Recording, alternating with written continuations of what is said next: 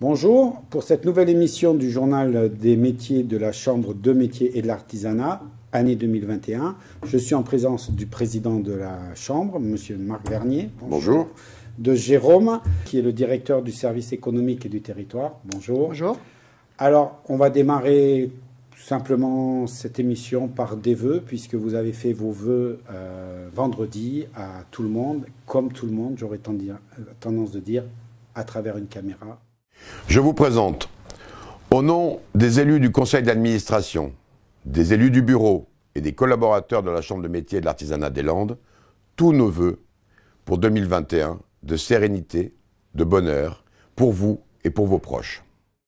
C'était un moment particulier cette année.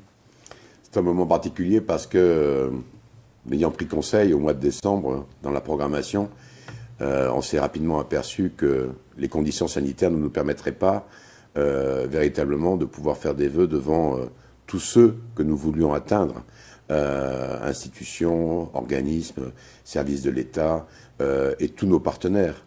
Donc, si tant est qu'on les refasse comme l'année dernière, et dans les locaux où nous les avions fait, c'est-à-dire au siège et au rez-de-chaussée, dans le nouvel accueil digital, il n'était pas possible d'y réunir plus d'une dizaine ou une douzaine de personnes, ce qui était ridicule. C'était quand même... Donc on a décidé de faire comme d'ailleurs je crois que tout le monde a fait, de programmer des vœux dématérialisés que nous avons pu réaliser grâce à vous, grâce à TV Land, de façon à pouvoir ensuite le diffuser. Et bien évidemment, nous avons accompagné cela de communiqués de presse à la presse papier et de communiqués de presse aux radios. Donc cette fin d'année 2020 a été difficile. Jérôme, vous êtes au cœur du procédé technique. C'est toujours très difficile? Oui, c'est une année qui a été très compliquée avec un premier confinement strict, une reprise, un déconfinement progressif, puis un reconfinement alors un peu plus léger, mais quand même qui existait. Et on a une forte activité en termes d'accompagnement des entreprises pour faire face à la crise. Alors les amortisseurs, on va dire économiques, jouent pour l'instant à plein, parce on se souvient tous, on a tous en tête du fameux quoi qu'il en coûte du président et de son gouvernement. Alors c'est vrai que les aides sont là, il faut les expliquer, il faut expliquer aux entreprises comment on peut les mobiliser. Et donc ça a été un gros travail cette année, et du coup qui a eu une saveur très particulière en la matière. Alors on démarre 2021, je dirais toujours un peu malheureusement de la même manière, puisqu'on est passé, aujourd'hui on ne parle plus de confinement, on parle de couvre-feu. Mais on est quand même un peu dans cette même logique où les entreprises sont toujours en très grosse difficulté. D'autant plus que je vous rappelle quand même que, enfin vous le savez, que nombre d'entreprises artisanales sont actuellement encore fermées pour des mesures administratives correspondant au procédé et au processus qui a été mis en place pour combattre cette pandémie. Donc on a toute une partie de nos ressortissants qui sont dans l'impossibilité de travailler. Bon, alors, comme l'a dit Jérôme, les aides sont là et on ne peut que s'en satisfaire et que le remarquer. D'ailleurs, il y a une chose très intéressante, c'est que lors du deuxième confinement, preuve que notre cellule de crise fonctionnait et fonctionnait bien, c'est que nous avons moins eu à informer nos ressortissants, nous avons moins eu d'appels de nos ressortissants, d'artisans, nous disant est-ce que je peux obtenir ceci ou cela? Ils le savaient et l'accompagnement était permanent. Et même au-delà du confinement, il avait été établi, y compris par des contacts que nous avons nous-mêmes pris avec les artisans. Mais par contre, lors de ce deuxième confinement, ce qui nous arrivait dans les appels entrants, c'était plus pour nous faire état d'un état psychologique des artisans qui, lui, s'était très largement aggravé. Raison pour laquelle, d'ailleurs, on a aussi assorti et augmenté, on va dire, le conseil ou l'accompagnement grâce à APESA sur l'aspect psychologique. Bon voilà, les aides, ils les connaissent, ils savent que les agents de la Chambre sont là pour les aider à les obtenir et à remplir les formulaires quand c'est nécessaire, mais et au-delà. Mais il y avait un deuxième aspect très très important, c'était l'aspect psychologique, bien sûr. Et aujourd'hui, la cellule de crise tourne toujours, elle est toujours en état, on peut toujours la contacter. Parce que on peut toujours la contacter. Bon, on a fait des reportages d'ailleurs dessus déjà dès le printemps dernier. Vous donnez simplement quelques chiffres en termes d'appels entrants traités. On en est à plus de 4000 depuis le confinement du 17 mars, avec beaucoup plus d'appels sur le premier que sur le second. Sur le second, c'est quand même beaucoup moindre, mais bon, je pense qu'on a récupéré effectivement les fruits de toute l'information, le travail de terrain que l'on avait fait jusque-là. Et en accompagnement d'entreprise, ça a été très important. On a eu doublé ça aussi avec des appels sortants auprès des entreprises qui ne nous avaient pas forcément contactés d'elles-mêmes, mais on a été au-devant aussi des entreprises qui ne nous avaient pas sollicité pour leur expliquer encore une fois les dispositifs. Là, on est... comment dire, on a l'impression d'avoir une économie sous perfusion en ce moment, c'est vrai. On a plus lieu de s'inquiéter encore plus pour peut-être le deuxième semestre de cette année, voire le début de l'année prochaine. Il y a vraiment une grosse inquiétude, une expectative par rapport à tout ça. Il y a des dispositifs qui ont été lancés, donc le prêt garanti par l'État notamment, les entreprises qui l'ont contracté en mars dernier donc, vont arriver aujourd'hui à se poser la question de est-ce que je le rembourse, est-ce que je le rembourse ou pas, ou est-ce que je l'active ou pas, est-ce que je le rembourse en amortissable, etc. Donc il y a tout un tas de dispositifs comme celui-ci qui mettent une espèce d'incertitude quand même sur beaucoup de pans de l'économie.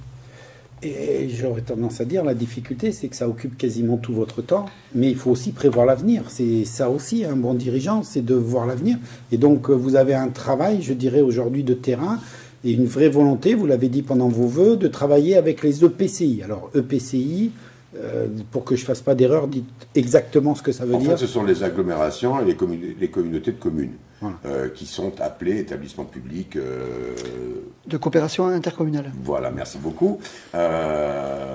Donc voilà, ce travail de terrain, il est en fait pour nous la deuxième phase. Dans un premier temps, nous avons, Jérôme y a très largement contribué aussi, en tant que directeur du service de développement économique. Nous sommes allés dès 2018 au-devant de toutes les EPCI, agglomérations, Mont-de-Marsan-Dax, ou communautés de communes, toutes les communautés de communes, les 18, nous sommes allés petit à petit auprès d'eux pour leur dire, bon, déjà dans un premier temps, il faut que nos relations qui existaient soient mieux cadrées. Pourquoi? Parce que nous avons un besoin, nous, de véritablement être plus proche de nos ressortissants, des artisans sur les territoires, et on peut imaginer que le meilleur intermédiaire, ce soit justement ces fameuses agglos ou communautés de communes. Ça, c'était la première phase. La deuxième phase, c'était après une convention cadre, dont Jérôme pourra parler, c'était d'aller plus loin. Plus loin, pourquoi? D'abord parce qu'il est nécessaire d'intensifier sur le terrain. La vocation de la Chambre de métier aujourd'hui, c'est d'être à la porte de l'entreprise, à la porte de l'artisan. Que ce soit même pas nécessaire d'aller au siège ou dans les agences, que ce soit vraiment, c'est pour ça qu'on a développé dans un premier temps, si possible, des permanences dans ces EPCI. Donc il était important d'intensifier nos relations entre les services économiques de la Chambre et le service économique des EPCI, dont je vous rappelle qu'ils ont reçu la compétence, et leur proposer sur leur territoire, en termes d'économie, lorsqu'il s'agit des artisans, de nous avoir, nous, en appui. Ça, c'était la première chose. Ensuite, on monte un certain nombre d'actions, d'opérations pour accompagner, pour défendre les intérêts, voire pour proposer à nos artisans. Donc, il est évidemment que la collaboration de l'EPCI, de l'agglo ou de la communauté de communes est une plus-value, puisqu'elle peut relayer ces actions et ces formations. Ensuite, il est important pour la Chambre de métier de l'artisanat des Landes, dans le contexte aujourd'hui d'une gouvernance régionale, d'avoir un maillage territorial vraiment le plus parfait possible. C'est-à-dire, il faut que chaque élu de la Chambre de métier soit en compétence sur son territoire pour être l'intermédiaire au niveau des actions et de la politique de la Chambre, entre la Chambre, sa gouvernance régionale et le terrain. Donc ça, c'est aussi un troisième point important. Et le quatrième point, c'est que de tout cela, pourquoi faire? Pour aller au-delà de l'accompagnement traditionnel que nous faisons, de la défense des intérêts des artisans, ça c'est global, c'est ce que nous devons faire, c'est notre mission, mais d'aller jusqu'à un accompagnement personnalisé en fonction des artisans, du type d'artisan, du nombre d'artisans qu'il y a sur chaque communauté de communes, chaque agglo. Donc, encore une fois, aller au plus proche de l'artisan et savoir qu'il y a peut-être des actions à mener dans l'accompagnement, ou dans les propositions d'opérations, d'actions différentes entre les artisans du Marsan, les artisans du Grand Dax et les artisans de Côte-Landes Nature, par exemple. Donc ça, c'est le 4e point. Et tout ça, dans une ligne, c'est être au plus près de l'artisan. Alors, comme par hasard, vous avez cité Côte-Landes Nature. On a été voir, c'était la première journée que vous faisiez ça, pour bien montrer, pour que les gens comprennent bien à quoi ça sert et comment ça fonctionne. Ben on vous a suivi pendant toute la matinée, où vous avez été au contact d'artisans de Côte-Landes Nature. Regardons. C'est sur le territoire de Côte-Landes Nature que la CMA des Landes avait lancé sa première journée événement. Une initiative unique au niveau des CMA de Nouvelle-Aquitaine. Après avoir conventionné par une convention cadre avec toutes les EPCI du département, les 18, nous passons à la phase suivante qui est une fois par mois, nous venons à la rencontre de cette EPCI de façon à leur faire rencontrer les artisans qu'éventuellement ils connaissent, mais pas complètement. Et que nos services se rencontrent pour construire ensemble la collaboration qui permettra d'avoir des permanences dans les EPCI, dans les communautés de communes, dans les communautés d'agglo et dans les parties rurales de notre département. Ce matin-là, élus de la CMA et de l'EPCI s'étaient donc rendus chez 2 artisans de Côte-Landes Nature. Alors ce matin, on a eu le plaisir d'aller à l'Itemix voir M. Juillon. Alors c'est une famille, au-delà de Pierre Juillon qu'on a rencontré, c'est la famille Juillon qui est présente sur l'Itemix depuis des années, qui est un passionné de mécanique. Enfin, moi j'ai été impressionné, je ne le savais pas, qu'il avait autant d'outils. C'est un géo trouve-tout. Moi, il m'a impressionné par sa passion. Et ensuite, on a vu une fleuriste à Castets. On a de nombreuses fleuristes sur le territoire. Elles viennent de s'installer, elles viennent d'arriver. C'est important pour nous les élus, communautés de communes et puis dans nos communes, d'avoir des centres-bourgs dynamiques. Et ces centres-bourgs dynamiques, ils passent à travers tous ces artisans et ces commerçants qui viennent s'installer dans nos centres-bourgs. Et il faut qu'on leur dise, il faut qu'on leur montre, et on l'a vu ce matin, qu'on est là, qu'on est avec eux. La population est avec eux, les élus sont avec eux. Et il faut qu'on fasse le maximum pour les garder, pour que nos centres-bourgs continuent à être aussi dynamiques. En travaillant ensemble, la CMA compte renforcer ses relations avec les EPCI afin de se rapprocher au maximum des artisans du territoire. Une fois qu'on a mis en place l'évidence que nous devons travailler ensemble pour et dans l'intérêt des artisans du territoire, ça sera suivi ensuite sur ce territoire-là de différentes réunions, de différentes interventions, voire d'actions communes. Ce que j'espère, c'est qu'en ayant fait prendre conscience aux élus locaux de ces capacités que nous avons, ils utilisent nos capacités pour répondre aux besoins de créer une zone artisanale, de créer une zone d'activité, etc. Et qu'ils aussi relaient cette information auprès de tout artisan qui se crée, qui reprend ou qui existe. C'est important pour nous élus qu'on puisse les rencontrer, qu'on puisse les voir, c'est important pour eux, qu'ils puissent nous voir. Il y a de nombreux artisans qui sont sur ce territoire et ils ne demandent qu'une seule chose, c'est de rendre service et d'être utile. Ces journées-là, ça permet de mettre le projecteur sur ces gens et de valoriser leur métier, leur action et de leur dire un grand merci. On se rend compte que les élus de la Chambre des métiers sont vraiment au cœur de la chose. Je dirais... Jérôme, puisque là je crois que c'est vous êtes la cheville ouvrière par votre rôle pour la mise en place de tout ce qui décide. Comment ça se concrètement, voilà, il a parlé d'un accord cadre. Qu'est-ce que ça veut dire un accord cadre? D'abord, ce reportage, c'est une bonne illustration justement de ce qu'on essaie de mettre en place à la Chambre des métiers des Landes, qui est le couple, entre guillemets, élus et agents de développement économique. Ça se base quand même sur ces deux jambes-là. Et ce reportage est une bonne illustration, puisque autour de la table, nous avions des élus locaux de chambre de métier, des agents de développement locaux de l'EPCI, mais aussi des agents de développement de la chambre de métier. Donc déjà, une bonne illustration. Ensuite, les conventions, vous me posez la question sur les conventions. Effectivement, ça a été dit aussi dans le reportage. Il y a un premier niveau de convention cadre que l'on a signé avec toutes les EPCI du département. On s'y était mis depuis 2018. Et ces conventions cadres, elles sont, comme leur nom l'indique, elles cadrent un petit peu l'intervention et le partenariat comité de communes ou d'agglo et chambre de métier. Alors, qu'est-ce qu'on y trouve? Je ne vais pas aller dans le détail, évidemment, de tout, mais la première des choses importantes à dire, c'est que ça cadre et ça calibre la présence de la chambre de métier sur les territoires. Présence physique, j'entends.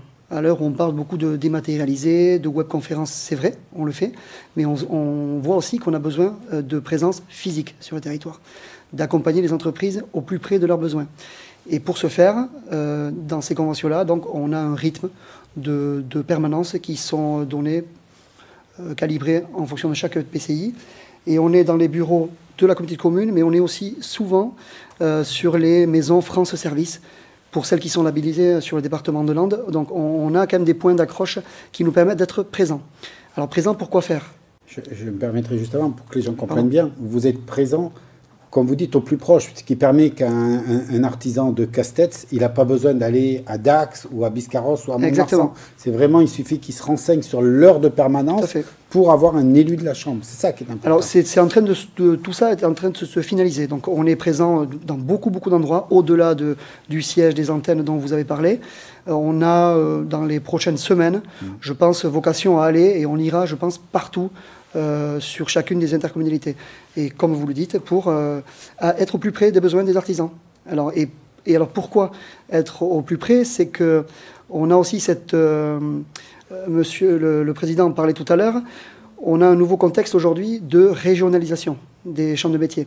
Et finalement, ce contexte-là, il impose encore plus, finalement, de présence locale et de terrain. À mesure qu'on est régionalisé, il faut aussi qu'on soit présent sur le terrain. Et pourquoi auprès des EPCI? Parce que la compétence économique, elle est là-bas. Et pour répondre très directement à votre question, pour accompagner des porteurs de projets à créer, reprendre une entreprise sur le territoire, pour accompagner les entreprises dans leurs projets de développement, d'investissement, de recrutement, d'innovation, de transmission aussi parfois de l'entreprise. Et ça, on peut le faire, et c'est notre ambition aujourd'hui, c'est de le faire avec la collectivité locale. Si je prends l'exemple d'un porteur de projet qui veut s'installer sur un territoire, ben, il va chercher un local, il va chercher un emplacement sur une zone d'activité. Donc chacun, à sa manière, peut apporter des bouts de la solution, de l'accompagnement. La collectivité, évidemment, pour assurer vraiment le parcours résidentiel du porteur de projet, et puis la Chambre des métiers aussi pour l'aider à finaliser son projet, à construire un business plan, à le présenter aux partenaires financeurs éventuellement, etc. Donc c'est vraiment pour cette raison-là qu'on est présent dans les collectivités, parce que faire seul, chacun dans son coin, c'est pas forcément, c'est pas l'avenir du tout. C'est faire ensemble pour au plus proche des entreprises, qui est important. Voilà, c'est ça qu'il faut bien qu'on comprenne, c'est que les communautés de communes ou agglos ont la dépendance économique, la compétence économique à travers ce qu'on appelle les zones d'activité, le terrain, quoi, plutôt le foncier. Et c'est là où ils les accompagnent. Oui, le foncier, l'immobilier ou la stratégie, hein, puisque maintenant on a, chaque comité de communes et d'agglo a défini son intérêt communautaire en matière économique, que ce soit de l'aménagement d'un centre-bourg jusqu'aux zones d'activité, etc. D'accord. Et vous allez intervenir après en complément sur toute la partie, je dirais, un peu administrative, qu'elle soit financière, comptabilité, formation, c'est ça? Oui, administrative et opérationnelle, sur chacun dans son niveau vraiment de connaissance. C'est administratif, mais voilà, c'est vraiment dans l'opérationnel, voilà, dans l'acte d'entreprendre. C'est tous les papiers. Oui, parce que oui. Dieu sait s'il faut faire du papier pour... Il y a de ça aussi. Il y a aussi, si vous le permettez, il y a aussi une notion de conseil, c'est-à-dire que en nous rapprochant de toutes les EPCI dans la première phase et en conventionnant avec eux un accord cadre, c'était le principe même, c'est de dire on met à votre disposition, vous, communauté de communes ou agglomération, on met nos compétences à votre service. Vous décidez entre élus de développer une zone artisanale à tel ou tel endroit, plutôt à tel ou tel endroit de votre communauté de communes. Si vous avez besoin, à l'occasion d'une expertise, de savoir a priori sur quel tissu artisanal on peut se reposer, etc., la Chambre de métier est à votre disposition. Ça, c'était les définitions de l'accord cadre. Pour le reste, ensuite, c'est une évolution pour aller plus loin.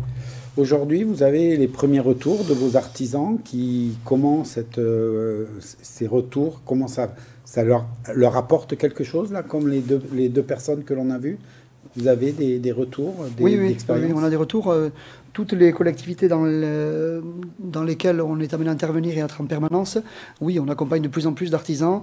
Alors on fait, pour les faire venir dans ces permanences, pour qu'ils en aient connaissance, on a une communication croisée entre le PCI et entre la Chambre de métiers, pour leur dire, si vous avez un projet de développement, d'innovation ou de création d'une autre entité, etc., sachez que la Chambre de métiers est là en permanence, tel jour, tel jour, tel jour. Donc on essaie de graduer un petit peu les interventions, de les avoir assez régulières, et oui, ça commence à bien porter ses fruits. Et un porteur de projet ou un artisan qui n'a pas besoin de se déplacer et qui peut trouver dans son EPCI le conseil, ça c'est important de le dire, il y a l'administratif, mais il y a aussi le conseil, l'accompagnement, c'est toujours une plus-value. Donc on a beaucoup de témoignages qui sont très favorables à cette organisation-là, oui. Que ça soit de la collectivité ou des entreprises ou des porteurs de projets. Est-ce que là, on peut vraiment dire que l'union fait la force et que cette jonction des deux, c'est pas multiplié par deux, mais c'est plutôt exponentiel par deux? Vous savez, quand on a commencé j'avais une phrase, lorsque nous allions, avec notre petit cartable, voir chaque EPCI et leur dire, voilà, la Chambre de métiers se propose de faire ça. J'avais une phrase, je démarrais toujours de la même manière. Je leur disais... Je pense que vous pouvez avoir besoin de nous, parce que vous venez de recevoir la compétence économique, et nous, je vous l'affirme, j'ai besoin de vous. Parce que j'ai besoin que vous puissiez être le relais, déjà dans un premier temps, sur le territoire, auprès de nos ressortissants. Donc voilà, c'est un échange, c'est une communauté, et évidemment que, comme toujours dans ces cas-là, l'union fait la force. Je voudrais rajouter une chose. J'ai dit qu'à la fin, ce qui était important, c'était d'affiner un peu plus notre mission, le conseil, l'accompagnement, la défense des intérêts, jusqu'à un accompagnement personnalisé sur le territoire. Pour ce faire, avant chaque visite, dans le mois, le mois et demi qui précède, avant chaque visite de la Chambre de métiers dans une EPCI, on lance un questionnaire auprès des ressortissants de ce territoire, de façon à pouvoir recueillir quelles sont leurs demandes. On parlait tout à l'heure de Côte-Land Nature, et bien que ça a été, comme ça sera le cas dans toutes les autres, relayé par la communauté de communes, on a eu un premier retour qui était, on va dire, un peu faible. Mais on continue l'enquête au-delà, puisqu'on continue au-delà de la journée les travaux, de façon à affiner, etc. On voit déjà, pour la prochaine qui vient, que là, on a beaucoup plus de réponses. Ça y est, on a compris le pourquoi du comment, et parce qu'on a besoin de ces enquêtes. Et ces enquêtes, de toute façon, iront au-delà de la visite elle-même de l'EPCI, bien entendu. Alors justement, la prochaine journée, le 21, c'est-à-dire dans 48 heures. C'est cela. Dans demain, plutôt. Oui, c'est même... oui, on va la recommencer. Oui. On va la recommencer parce que... Non, le 21, c'est bien dans 48 heures. Non, oui, mais justement, ça c'est pas diffusé aujourd'hui, voilà, c'est diffusé demain. Ah oui, c'est vrai. D'accord. Ok, c'est bon. Donc, dès demain, je dirais, on attaque la deuxième journée. On attaque la deuxième journée, en effet, dans une nouvelle communauté de communes, avec la même préparation en amont, les mêmes enquêtes menées auprès du tissu artisanal, toujours relayées par l'EPCI. Et on travaille avec les services économiques de l'EPCI depuis quelques temps déjà pour préparer cette journée. Ce sont des journées très intenses, très intéressantes, et surtout, j'espère, et j'aimais, vous voyez, un deuxième vœu, parce que tout à l'heure c'était les vœux pour l'année 2021. Si ça se passe aussi bien que ça s'est passé avec Côte-Land Nature, je serais ravi, parce qu'il faut quand même savoir qu'à la sortie de la réunion, il y a une réunion, ensuite il y a une sorte de grand débat entre les élus de la communauté de communes, de la Chambre, et nos collaborateurs de part et d'autre. C'est ce qu'on a appelé un grand débat, qui est l'après-midi de cette journée-là. À la sortie, Côte-Land Nature avait décidé, dès la sortie de la réunion, de mettre en place la permanence, d'échanger sur... Et certains maires sont venus nous poser des questions liées à la revitalisation de leur centre-bourg. Il y en a même un, je le salue au passage, le maire de Lévignac, qui nous a dit « J'ai déjà déposé le dossier, maintenant j'espère qu'on va aboutir ». C'est génial.